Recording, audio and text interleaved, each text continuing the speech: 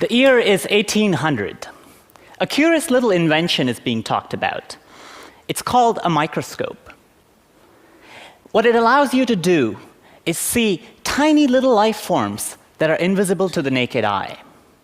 Soon comes a medical discovery that many of these life forms are actually causes of terrible human diseases.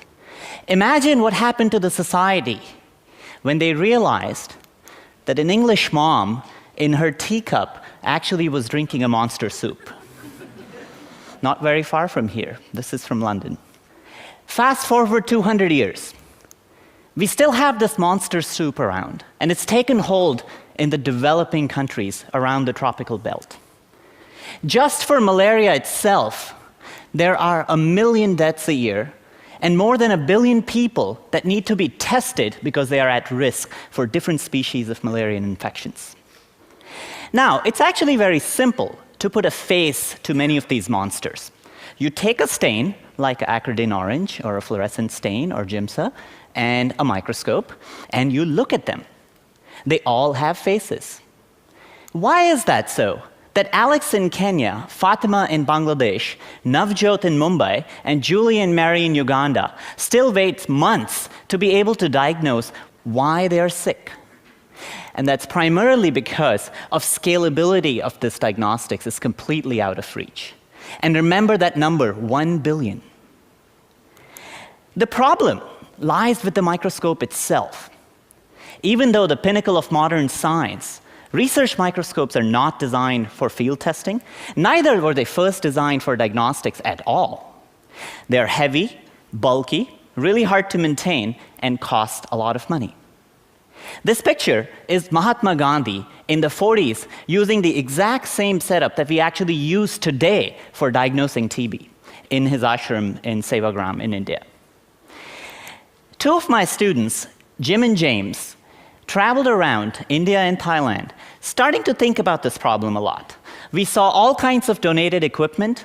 We saw fungus growing on microscope lenses, and we saw people who had a functional microscope but just didn't know how to even turn it on.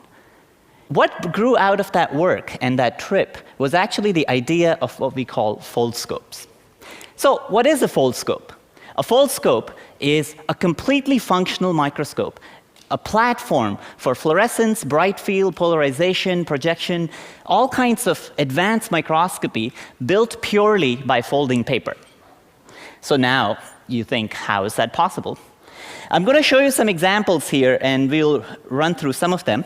It starts with a single sheet of paper.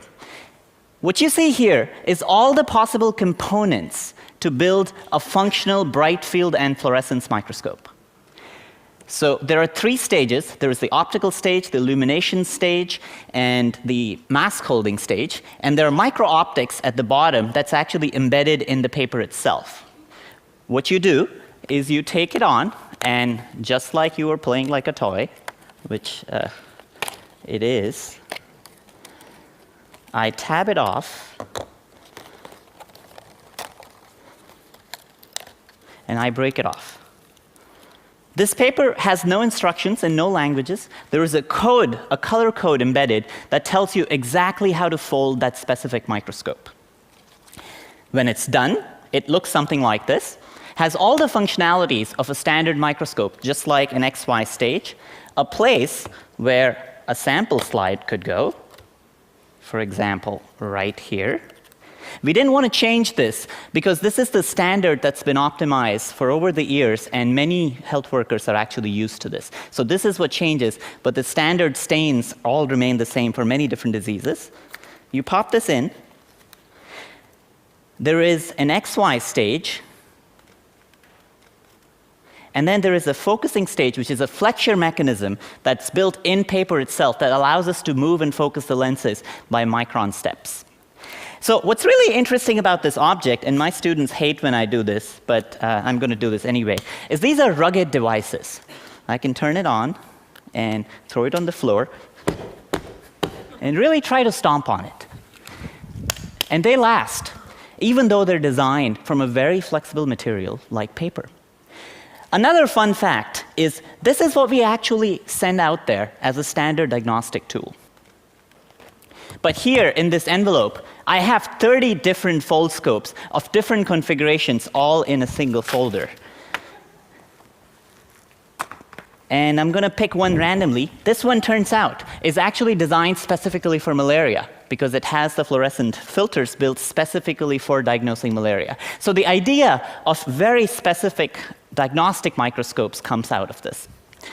So up till now, you didn't actually see what I would see from one of these setups. So what I would like to do is, if we could dim the lights, please. It turns out Foldscopes are also projection microscopes. I have these two microscopes that I'm going to go to the back of the wall, and just project. And this way, you would see exactly what I would see. What you're looking at, this is a cross-section of a compound eye. And when I'm going to zoom in closer, right there, I'm going through the z-axis. You actually see how the lenses are cut together in the cross-section pattern. Another example, one of my favorite insects, I love to hate this one, is a mosquito. And you're seeing the antenna of a Culex pipens right there. All from the simple setup that I actually described. So my wife has been field testing some of our microscopes by washing my clothes whenever I forget them in the dryer. So it turns out they're waterproof, and